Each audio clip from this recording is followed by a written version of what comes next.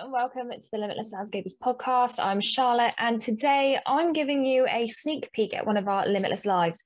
So these are monthly Zoom calls with myself, Paula, and our members, and we go through a mini masterclass, a mini topic, a piece of information, could be updates, could be a tutorial, and we then go into coaching with them, but I'm going to give you exclusive access to that. The tutorial is all about social updates. There have been several new social media updates across a couple of different platforms, and then talking about giveaways on social media and how you can really use them to benefit your business. So I hope you enjoy.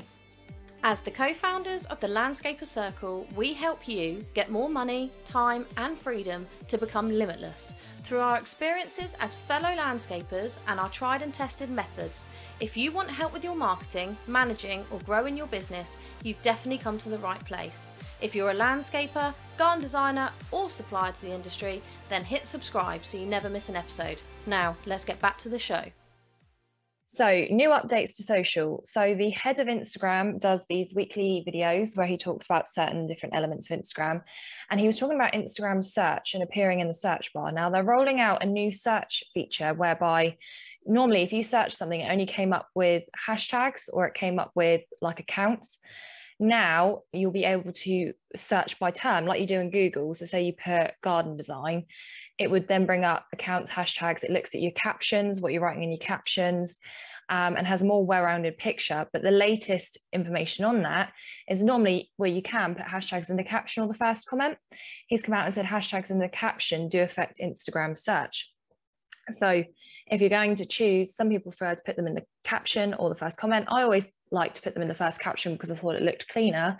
But with this update, I'm going to be putting them in the caption because it will help with search. Now, not everyone has that new search. So when you search something, you may not be able to see that yet. It's something that they're rolling out to all accounts. Now, obviously, we've always had swipe up and it's always been for over 10,000 followers. They're now doing a link sticker. So where you do a story and you go to your little emoji thing and you can normally add like polls and quizzes and GIFs and things over the top, you'll now see a link with like a little hyperlink symbol. Now, TLC's actually able to use that link sticker. If I remember rightly looking at it, they are testing giving it to people under 10,000. Obviously, if you've got a business account, so on my personal one, for example, I can't see it at the minute. So you may or may not be able to see that. So it might be interesting to have a look and see if you can, because then you can link on stories rather than saying link in bio. But that's not a given that they're giving it to people under 10,000 followers.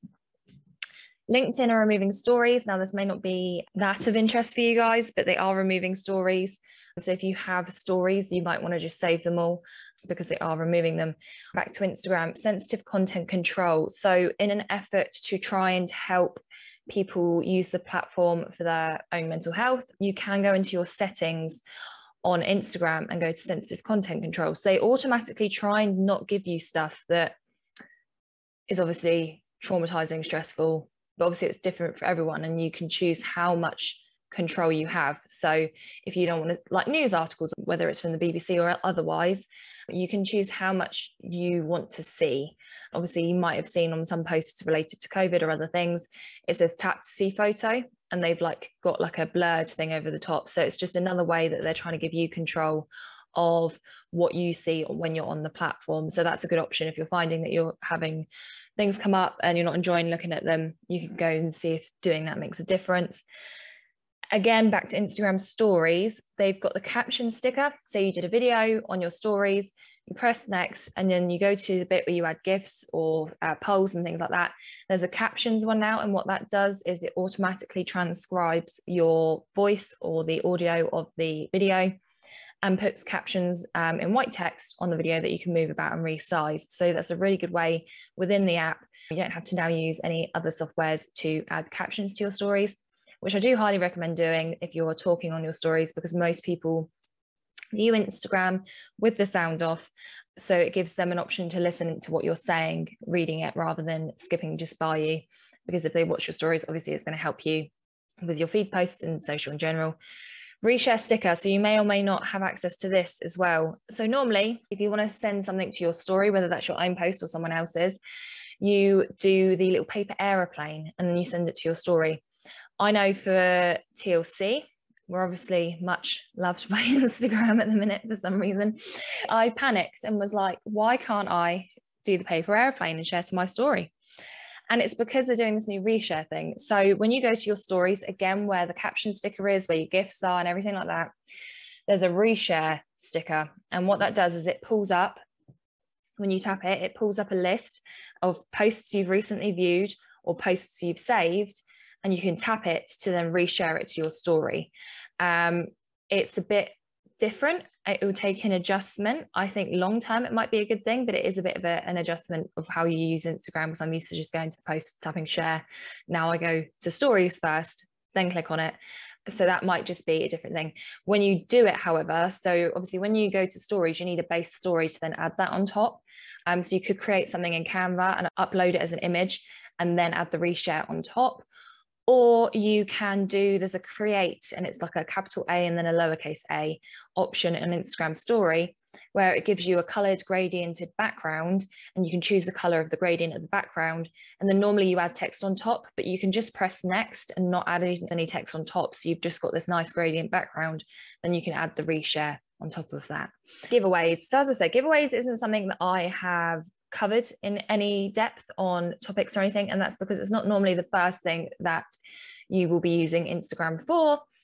But particularly as we've been speaking a lot on collaboration, it can provide some really great benefits. So you can reach a new audience. So either through the actions required to enter the giveaway. So if you ask them to share, tag 3 people in the comments, obviously you can reach new people that way. Or if you collaborate with another business and you're both doing a giveaway on your profiles, say I did one with Paula's landscaping business, I was like, right, follow Paula's landscaping business and follow TLC to enter the giveaway, and put a comment below of why you'd love to receive this gift. And then she would do the same on her profile. Now, obviously that wouldn't really make sense because hers is a consumer audience and ours is a B2B audience. But just for example's sake, that would be a way that I could expand my audience through her following. High engagement. So if you go through the steps that I'm going to go through in a minute to do a really good giveaway, and it's something that people really, really want, you're going to get a lot of engagement. You're going to get a lot of people enter. With any post that you do, regardless whether it's giveaway or not, if it's high engagement, future posts are going to get more exposure because they're like, oh, people are really engaging with this profile on this post. So, you know, the algorithm goes, let's try another post and see if that helps, if they get really good engagement on that also. And also it can fuel research. So if you have one giveaway that completely flops and then another is a roaring success, could it be the product? Simply that they didn't find that one as interesting, it wasn't so appealing? Or is it the messaging? It could be that I do at TLC something with Paula's landscaping business and people like, doesn't really make sense, and none of you guys enter because you're like, why would I want to, I don't know, receive a free consultation with Paula's garden designer? I am a garden designer. So that could be the messaging, or the product could be wrong. But it also means that you can also test, say you wanted to start a physical product or a digital product, and you weren't sure whether you wanted to do it yet or not, but you wanted to kind of gauge the interest. Well, you could do a giveaway of one of your samples and say, this is a sample I've received, giveaway, blah, blah, blah. And that could also gauge, are people going to be interested in that product or not? So how do you do an effective giveaway? Because some giveaways, they're not going to do you very, very much good. So how are we going to make it so that it's intentional? Because you don't want to be doing it with the wrong audience, like I've just described. So first of all, you need a marketing goal for this giveaway. Do you want to grow your following? Do you want to give back to your community? You could partner with a charity in your local area, promote a product, boost brand awareness, raise awareness of a social issue. So maybe you take a stand on something and it ties in with that.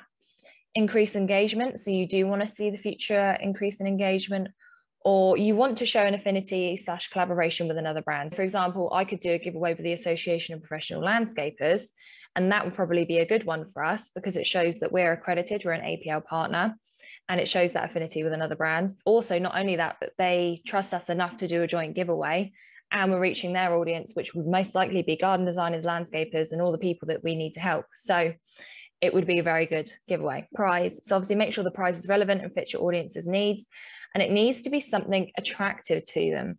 I did have as well some stats. So A study by Tailwind found that Instagram giveaways can help grow your followers 70% faster in 3 months than if you didn't host a contest at all. But often you can see a drop off once the giveaway is closed. So it's about hosting, as I say, those well-intentional planned giveaways that attract your target audience so you can reach people who actually want to stick around and engage with your content. So that's why I'm giving you these steps. You then need to do your entry criteria. So how long, the giveaway duration, how long is it going to be open for? Is it going to be open for a month, a week? I would say probably a few days to a week. I wouldn't say anything longer than that. Specify closing dates and time zones. Even though you guys are based in the UK, maybe, you will have followers from random places in the world. Every profile seems to. So you just want to specify when it closes in your time zone. And also you can specify, look, this only applies to the UK. It's a certain country that it applies to. For TLC, for example, if we were giving away a planner, we'd obviously have to send that in the post. We could limit that to the UK if we didn't want to then try and do shipping to the US or any other country. Is there an age limit? So not necessarily applying to you guys, but kind of, you could say over 18s or any age that is appropriate. But obviously, generally, you will just have the age limit of over 18s because you guys will need, obviously, homeowners, adults that can invest in your services. Also include Instagram's terms and conditions regarding what promotions on an app. So basically, you've just got to say Instagram is not affiliated with this promotion. They're not endorsing the promotion. And basically, you've got to say that it is a giveaway. Obviously, you want to promote that it's a giveaway because if you have a big, bold graphic that has giveaway across the top, it piques people attention and people know what a giveaway is and will look at it, particularly if you've got a photo of the product or whatever you're giving away. So it will be obvious, but you've just got to make it clear that it is a giveaway on the post. Promote. So on your chosen platform, because you may not want to run it on every platform, you may just want to run it on Instagram. As I say, go bold with the graphics, big giveaway in text with the products that you're giving away. That's the best way to go because people will go, oh, giveaway, and then they'll see the stuff. Winner. Now, when you choose a winner, it's obviously important to be fair. So you can use many free online tools that basically just pick a name out of the people that have commented, or you can enter a list of people and it will just pick a winner for you at random. So that is this month's Limitless Live Talk. So if you enjoyed that sneak peek, then make sure to sign up for the free class, Growing Your Design or Landscaping Business in 90 Days or Less. We'll be giving you 3 business strategies to grow, talking about everything from pricing to staff and more. So if you enjoyed that, the link will be in the show notes. It's thelandscaperscircle.co.uk/masterclass, and I hope to see you there.